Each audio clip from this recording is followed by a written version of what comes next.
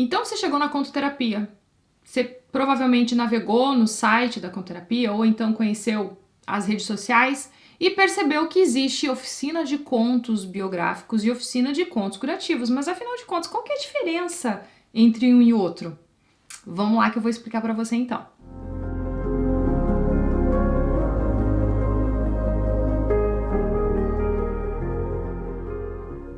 Bom, ambas as oficinas elas têm o objetivo de criar e compartilhar um conto, uma história.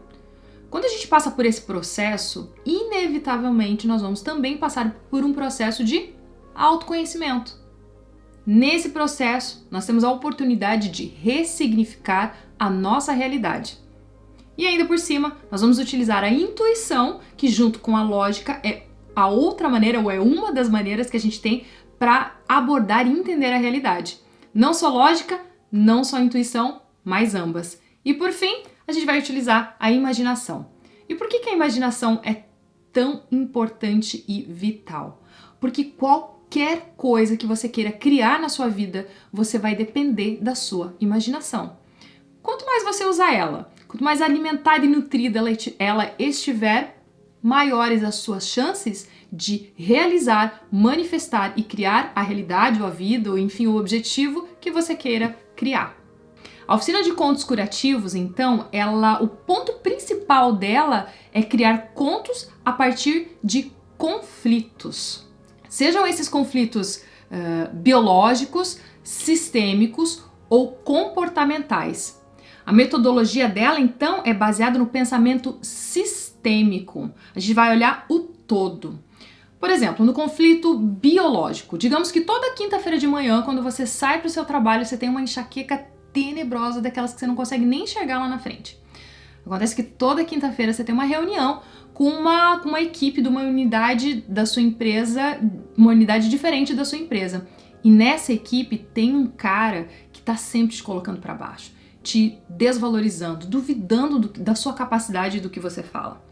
Seu corpo, então, está mostrando para você, está trazendo para você esse conflito biológico, né, da enxaqueca, está mostrando uma percepção de mundo que vale a pena ser olhada e ressignificada para que você volte a viver equilíbrio. Um conflito sistêmico poderia ser uma pessoa que gostaria de ter um relacionamento duradouro, mas não consegue. Sempre começa, engata no relacionamento, dali a pouco acaba, termina. E essa pessoa diz assim que não consegue confiar. Tem alguma coisa que a faz desconfiar daquilo que os seus companheiro ou companheira tá dizendo para ela. Muito provavelmente aí existe um conflito sistêmico. Vamos olhar qual é a relação dessa pessoa com seus antepassados, com seus pais, como que foi lá com os pais e com os avós. Tem alguma informação ali que é uma crença limitante que está dificultando e influenciando o comportamento desta pessoa no hoje.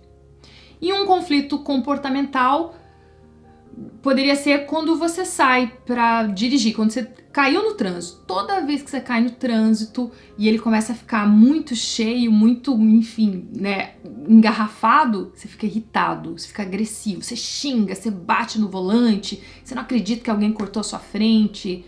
Esse é um conflito comportamental. Vamos tentar descobrir qual necessidade que você tem aí que não está sendo atendida, que tipo de sentimento você está sentindo e que emoções você está experimentando.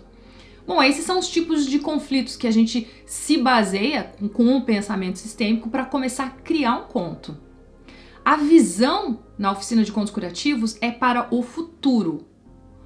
As ferramentas utilizadas são comunicação não violenta, reprogramação biológica, storytelling, claro, e ela tem muito esse jeitão de coaching, de aonde que você quer chegar, de ferramenta de resultados esperados. Por isso que a oficina de contos curativos está voltada para o futuro, aonde que você quer chegar. Então a gente descobre que conflitos será que você está vivendo na sua vida e vai criar uma metáfora. O conto é metafórico.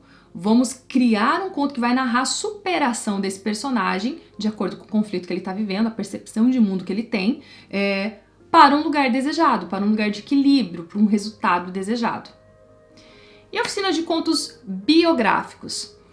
A oficina de contos biográficos, o ponto principal dela são as memórias. É meio que como Viktor Franklin, da logoterapia, fala. Ao invés da gente perguntar para a vida o que você significa, o que você está querendo me dizer, é como se a gente trocasse de lugar com ela e ela perguntasse para nós que significado que você vai dar para mim. Lembra muito Gabriel Garcia Marques, que falava assim que a vida não é o que aconteceu com você. A vida é o que você se lembra do que aconteceu e como você conta. Então, muitas vezes a gente está carregando uma culpa que não precisa carregar. Às vezes a gente está sentindo uma vergonha que não precisa sentir.